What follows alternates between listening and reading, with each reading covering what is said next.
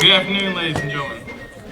My name is Jared Marlowe, and on behalf of the Martinsville-Henry County Historical Society, I welcome you all to the historic Henry County Courthouse. Today, we commemorate and celebrate the man after which this very city is named, General Joseph Martin. The legacy of the Martin family extends far beyond this city, though, and the impacts of all his actions still echo throughout the history of our great nation. This ceremony is held here today thanks to the hard work and efforts of many people and groups who desired to come together to celebrate one of the most influential men of his time. We will hear much today about the accomplishments and triumphs of Joseph Martin, and I hope we can all leave here today with a gained knowledge and deeper sense of appreciation for one of America's founding fathers. I would now like to ask Gary Hollingsworth, chaplain for the Colonel George Waller chapter of the Sons of the American Revolution, to lead us in our invocation.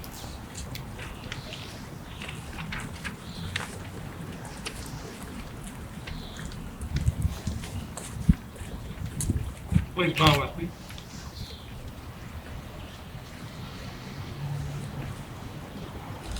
Almighty God, we give you our humble praise for the gift of the United States of America, for the vision our patriot ancestors had, and for your continued preservation of this great country. Guide and direct the leaders of our nation that we may have peace at home and reveal your glory to the nations of the world. Give us a sense of your mercies that you may declare your loving kindness from generation to generation. As we gather, O God, for this dedication today, we ask your blessings upon each of us. We thank you for this occasion as we honor the memory of General Joseph Martin. We esteem his patriotism and courage, his faith and loyalty, and his willingness to sacrifice to make our world a better place. We thank you, too, for America and for all patriots and veterans who have given us the liberties and privileges that we enjoy. May we be willing to serve you and our nation, even as General Joseph Martin did. May the ideals that we remember from the past sustain us today and safeguard us tomorrow. In his name, amen.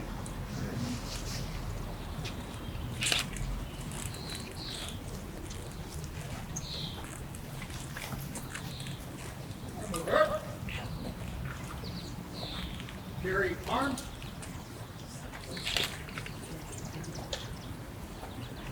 Forward, march.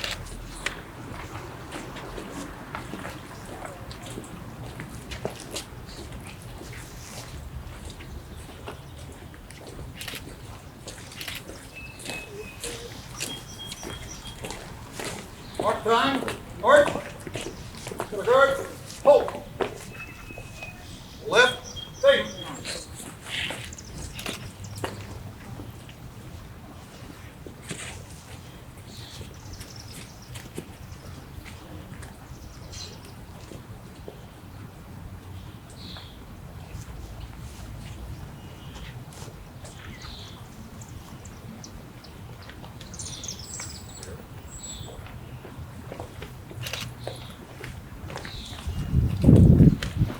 Would you please recite the Pledge of Allegiance to the American flag with us? Color guard, present arm. Pledge allegiance to the flag of the United States of America and to the republic for which it stands, one nation, under God, indivisible, with liberty and justice for all. Guard, hold up, arm.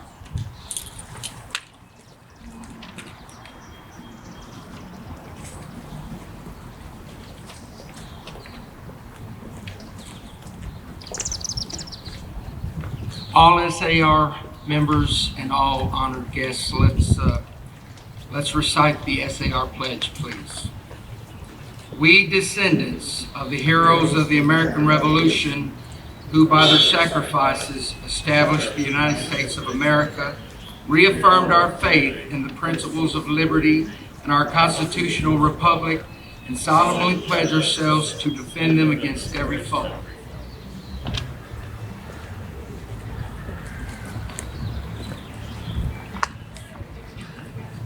Color guard, post national colors.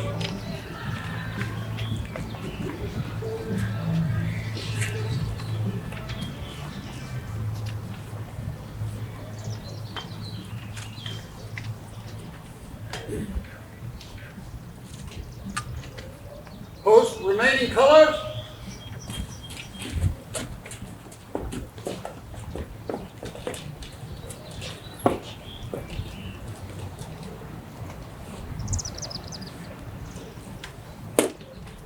Shoulder arm. Left face. Right. Sorry.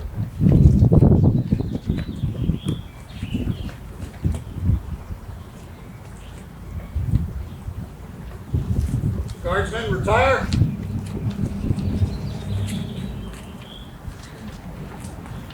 Flag post.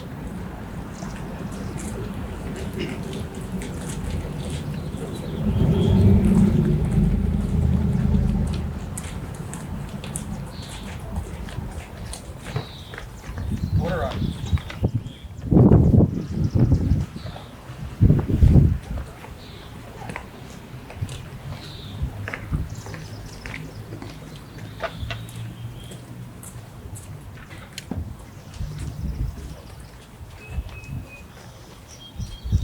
Good afternoon.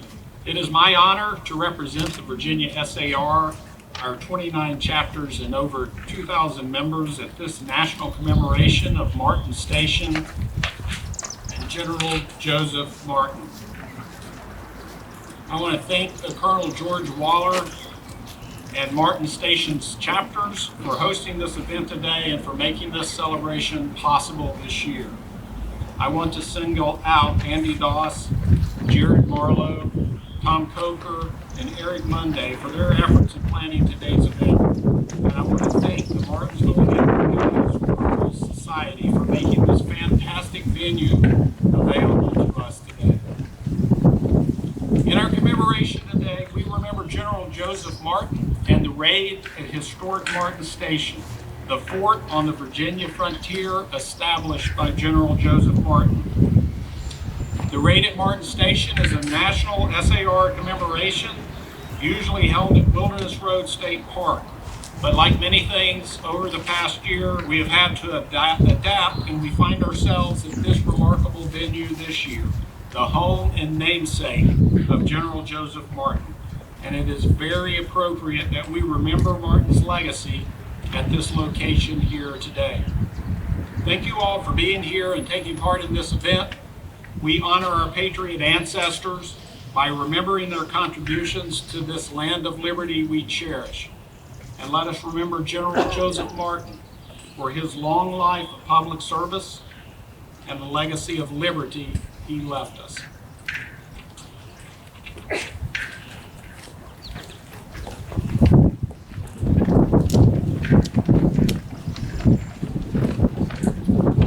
Good afternoon. I'm Andy Doss, the president of the Colonel George Waller chapter of the Sons of the American Revolution. And on behalf of the chapter, we extend our greetings and salutations to those of you who have joined us today to honor and bring recognition to General Joseph Martin. I also wish to thank Virginia Society SAR, the local Daughters of the American Revolution, and the Martinsville-Henry County Historical Society for their support and their continued dedication for preserving history of this area. Real quick, I wanted to ask, are there any descendants of Joseph Martin with us today? And if there are, could you please somehow let us know by raising your hand or stepping forward? So we got some over here.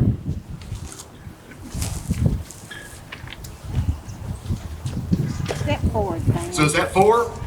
Sam, get up there. WC, is that 4 people? That's...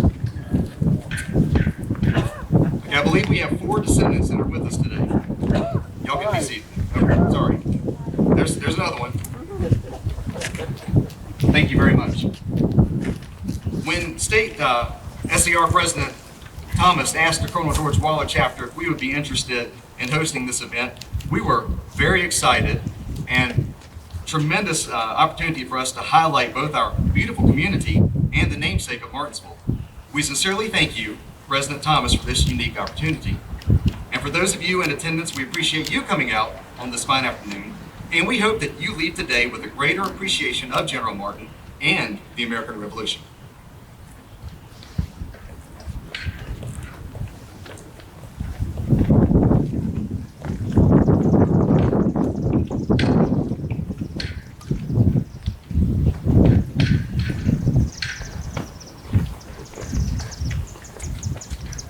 Time code.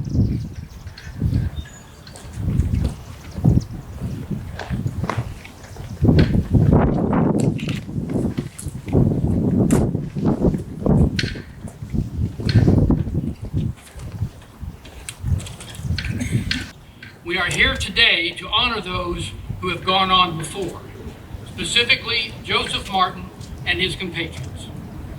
In 1769, he led a group of individuals into southwest Virginia to explore the Powell Valley. They erected a stockaded fort, some crude cabins, and planted a corn crop. Unfortunately, these efforts at settlement proved to be useless, as an Indian attack occurred in the fall of that year and the station was abandoned. Joseph Martin would not be long absent from that station. And in January of 1775, he returned to Powell Valley with a party of about 18 men who built a more permanent station.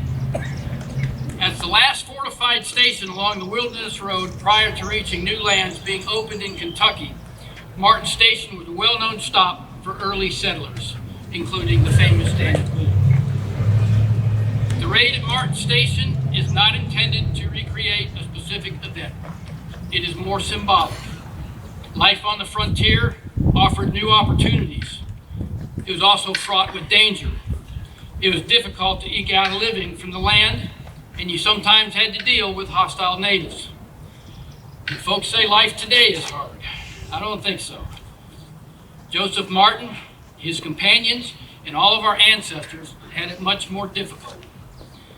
The time frame for the raid is May of 1775. The location, near present-day Rose Hill, Virginia. It was likely that they had not received word about Lexington and Concord. Certainly they knew things that had been put in motion that they had heard of. The earlier Stamp Act, the North Carolina Regulators, Lord Dunsmore's War, the Fairfax Resolves, and maybe even Patrick Henry's famous "Give me liberty or give me death" speech of that march. When war finally broke out, the British tried very hard to get the native Indians on their side. The Cherokee were living and scattered throughout the area. Thanks to the tenacity of Joseph Martin, they largely stayed neutral during the war and after the war. That in turn allowed the frontier militiamen to participate in the battles of Kings Mountain and Cow's Pen, turning the tide of the war and ultimately leading to victory at Yorktown. The raid in Martin Station was designated a nationally significant event by the Society in 2004. Joseph Martin, who this fine town is named for, retired from public life to his plantation Belmont, which is not far from here, and he died there in 1808. If you have not had the opportunity, I highly recommend a visit to the present-day Martin Station. It's an historically accurate, recreated frontier fort at Wilderness Road State Park near Ewing, Virginia. And I hope we have the raid next year, and I hope to see you there. Thank you very much.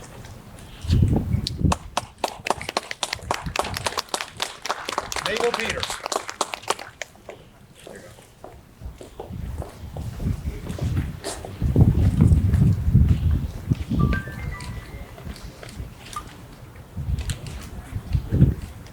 I am Mabel Peters, Regent of the General Joseph Martin Chapter, the Daughters of the American Revolution. We are so appreciative today to have this honor to be able to give recognition to our chapter namesake and appreciation and recognition for his contributions during the Revolutionary War.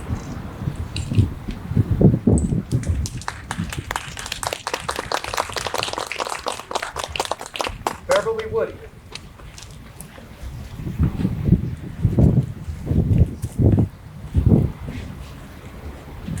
Good afternoon. My name is Beverly Woody. I'm the regent of the Patrick Henry National Society of Daughters of the American Revolution chapter here in Martinsville. And I just would like to thank, on behalf of the chapter, I would like to thank Andy Dawes and the Colonel Joseph Waller chapter for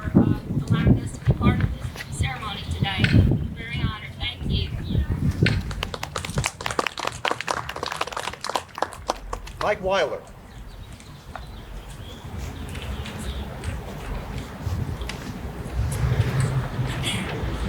Good morning. I'm Mike Weiler, Governor of the Virginia Society of the Order of the Founders and Patriots of America. I want to bring greetings to you all as we honor the memory of a true patriot, General Joseph Martin, explorer, statesman, diplomat, and Revolutionary War hero.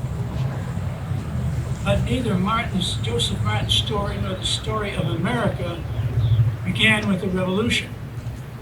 It began more than a century and a half earlier, before the Revolution. It began in Jamestown, where in 1608, Thomas Graves, an original investor in the Virginia Company, arrived to begin a new life. He was a settler, a soldier, and one of the founding members of the first freely elected Parliament in the New World, the Virginia House of Burgesses.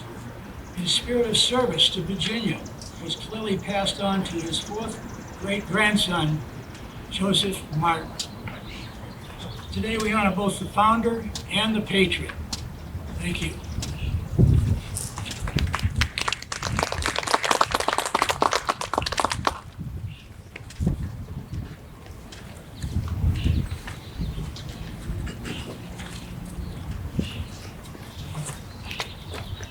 When one often thinks of key figures of the Revolutionary War time period, names like Washington, Lafayette, and Jefferson come to mind. While those men deserve the credit they receive, by no means are they the only ones who deserve credit. Today we are here to recognize a man whose deeds are often overshadowed by his compatriots. But without him, the Revolutionary War would not have been won, according to President Theodore Roosevelt. General Joseph Martin had an extraordinary life spent as a diplomat, general, statesman, explorer, founding father of our great nation, and one of Henry County's most influential residents. Joseph Martin Jr. was born in the year 1740 near Charlottesville in Albemarle County, Virginia.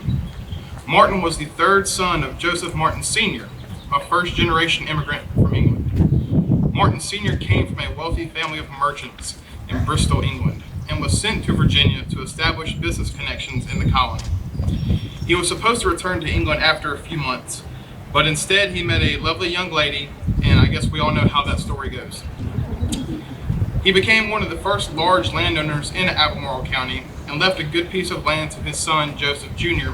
when he passed away in 1762.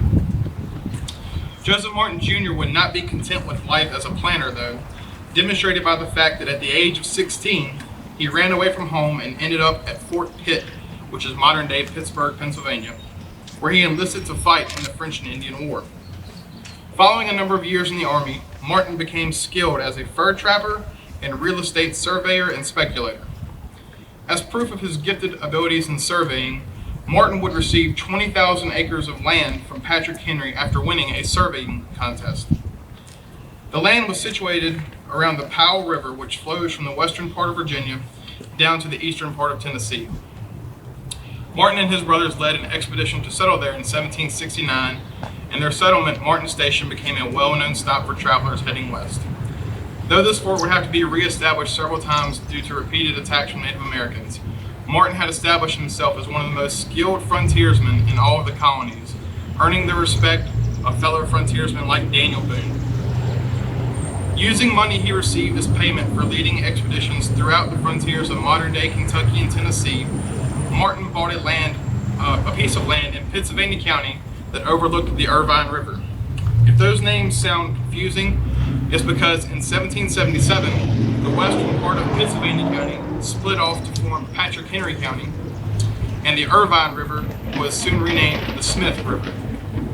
Martin called his home place and the land around it Scuffle Hill, because of claims he had to do much scuffling to get the money together to buy the land. Martin's wife and family would live at Scuffle Hill overlooking the river, while Martin's life and expeditions often called him westward.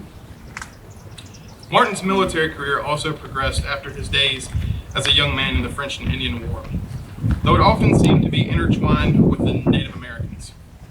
Several years after the French and Indian War concluded, He was appointed to the role of captain in the Pittsylvania County Militia by Colonial Governor Lord Dunmore.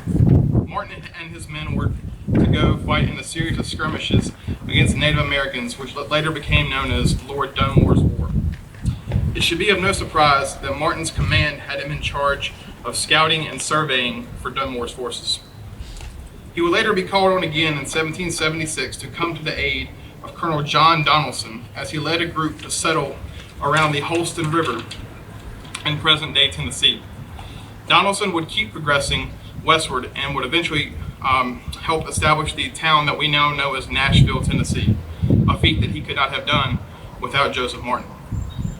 As fighting began to rage during the Revolutionary War, Martin convinced many Native American tribes in the Appalachian area to stay neutral. This prevented the Americans from worrying about attacks from the natives as the war progressed into the hills of North and South Carolina.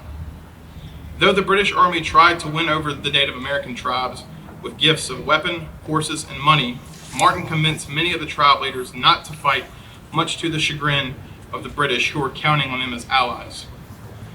General Nathaniel Greene even wrote to Martin on the eve of the Battle of Guilford Courthouse in March of 1781, praising him for his work with the tribes and encouraging him to stay the course as the war progressed.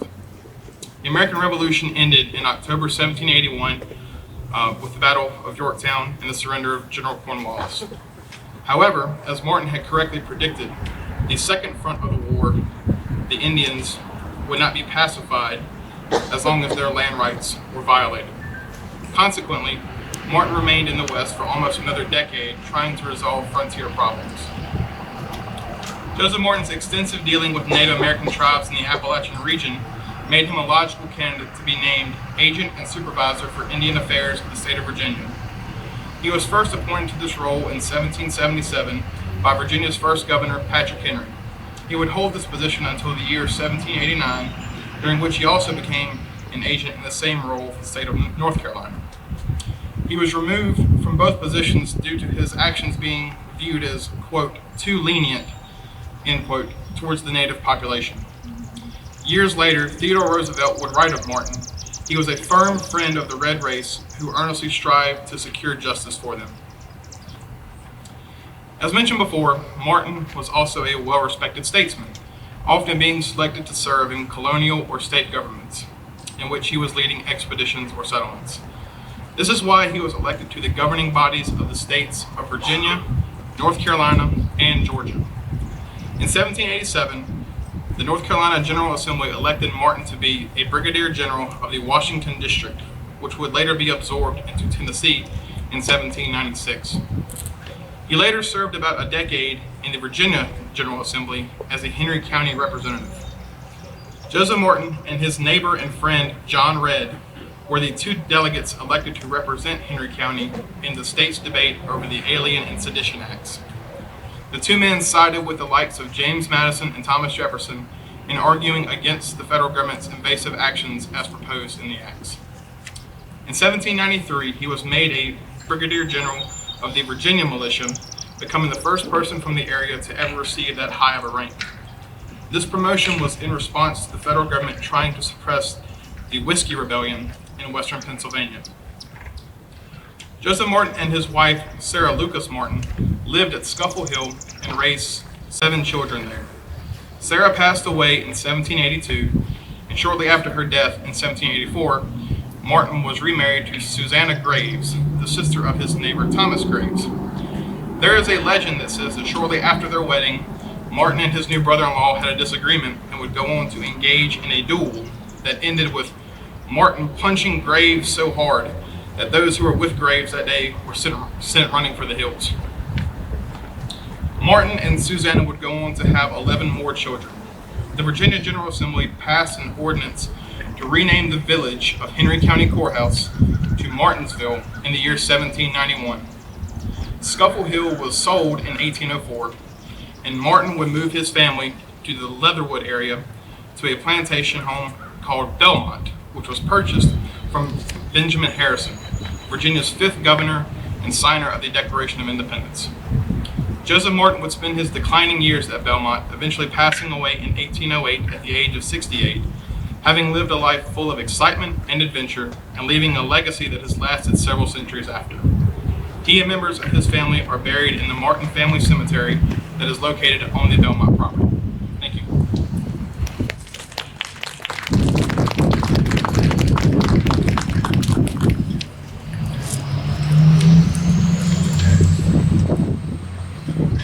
We'll now have our wreath ceremony.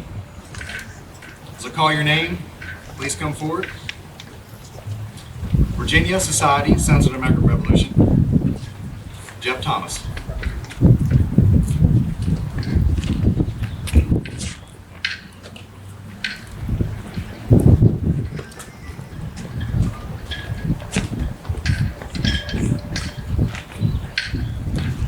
French Society, Sons of the American Revolution, Pat Kelly.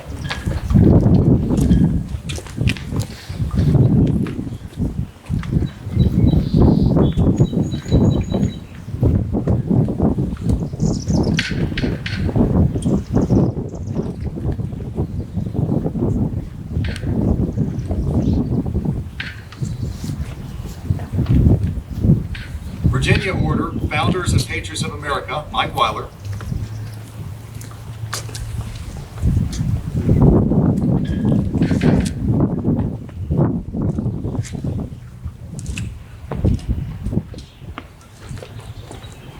Colonel George Waller Chapter, Sons of the American Revolution, Jared Marlowe.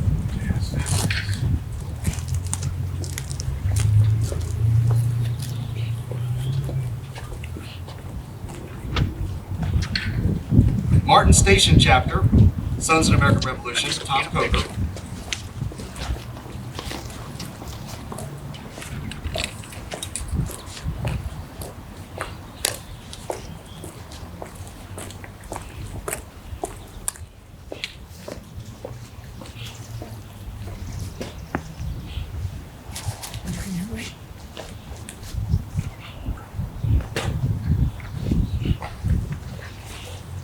Colonel James Wood, 2nd Chapter, Dale Corey.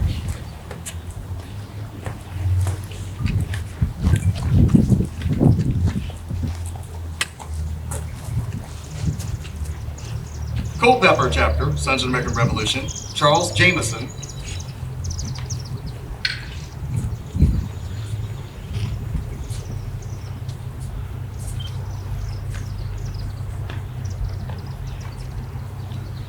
Dan River Chapter, Mike Geisinger.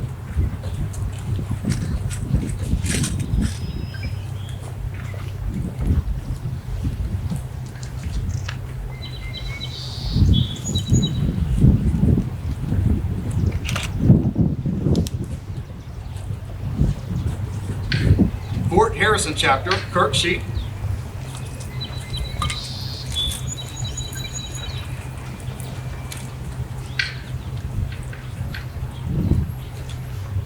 Kirk Shep.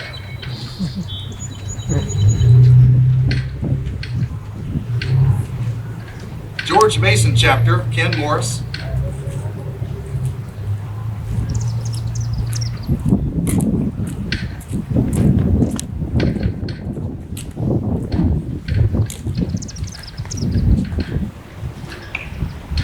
George Washington Chapter, Ernie Coggins.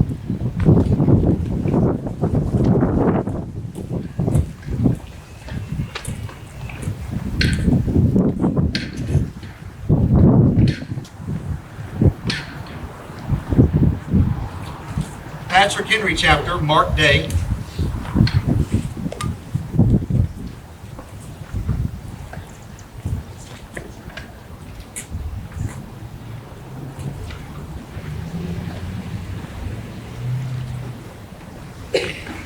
And we have some chapters from the Daughters of the American Revolution. The General Joseph Martin Chapter, Mabel Peters.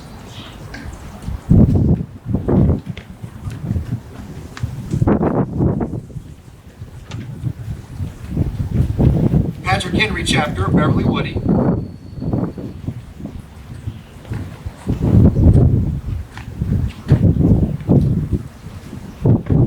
The Montpelier Chapter, Jennifer Kelly.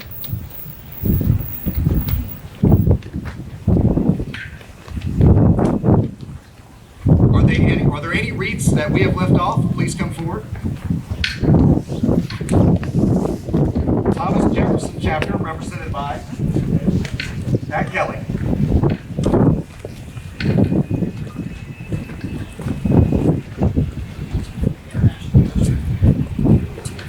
International District, Sons of American Revolution, Tom Coker.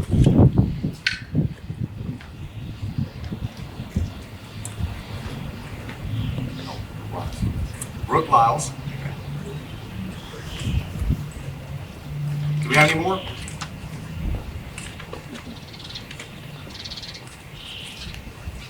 That concludes our wreath ceremony.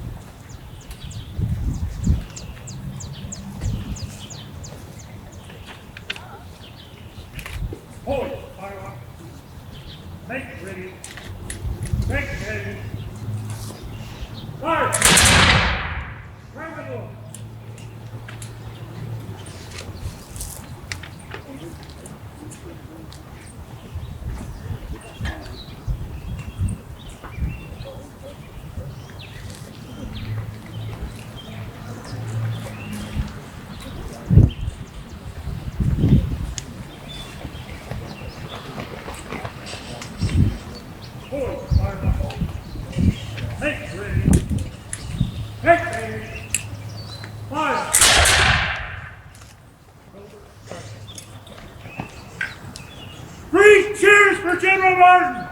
Huzzah!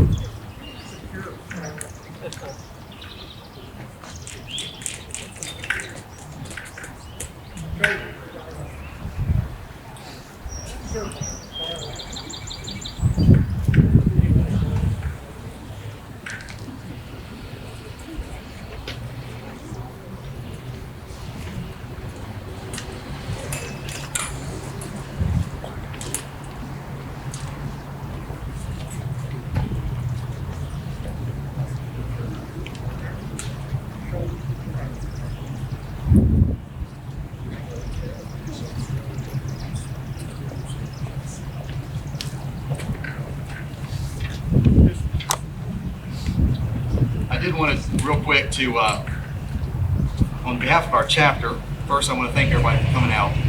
But we also, while we have people here, there's a lot of work that goes into operating a small chapter like ours, and any other chapter really takes a lot of volunteers. As you can see, we do things like this. It just takes a lot of people. And then we have some people in our chapter that are really dedicated, that spend almost their everyday lives thinking about what they're going to do for the chapter next, that sort of thing. And we have those transformational people that come along to do those things. I want to take this time to present an award to one of our members. And what this is a chapter Distinguished Service Medal. This is a very special medal that we have to be real strict about who we are awarded to. And Jared, can you show what comes with it? So it comes with some medals as well. We would like to present this to our past president, Bob Vogler. Would you please come forward if possible?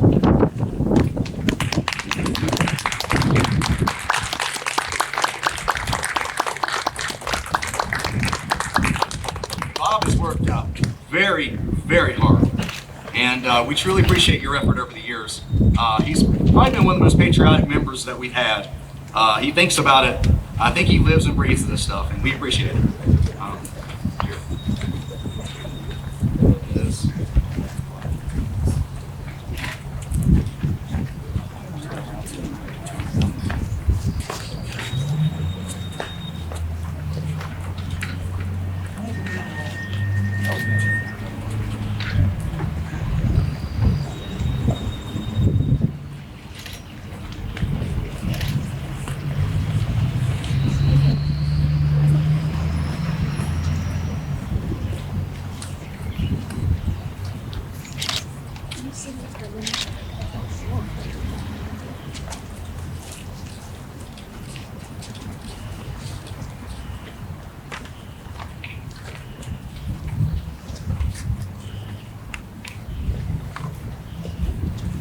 Mask on. You can't see you.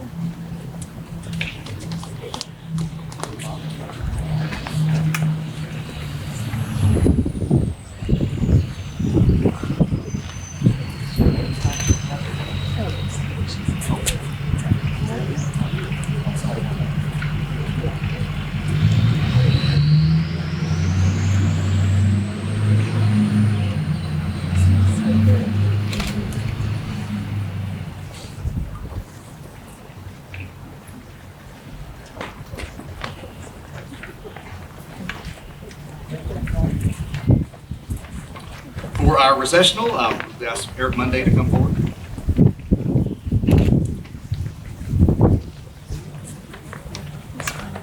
And I will also add for Bob Vogler, a great patriot and an absolutely indispensable member of our chapter. Gentlemen, compatriots, honored guests, fellow Americans, please join me in the Sons of the American Revolution recessional, which is found on the back of your program. Until we meet again, let us remember our obligations to our forefathers who gave us our Constitution, the Bill of Rights, an independent Supreme Court, and a nation of free men.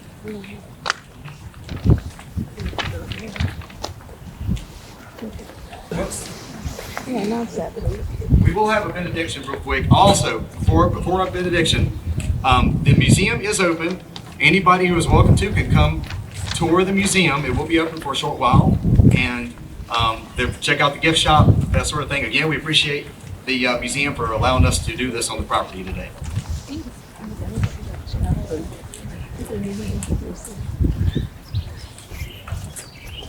Again, I ask that you bow with me, please.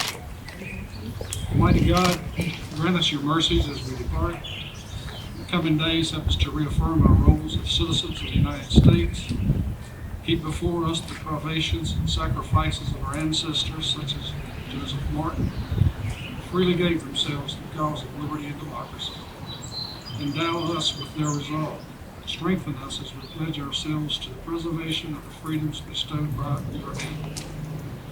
May we remember also the words of John Hancock, who prayed, "Let's humbly commit our righteous cause to the great Lord of the universe.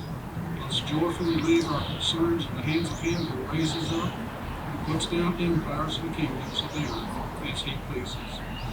We pray your blessings upon the SAR, DAR, CAR, and similar organizations that seek to recognize our founding patriots and to continue their beliefs in a free country that serves your will. In your son's name, amen. Amen.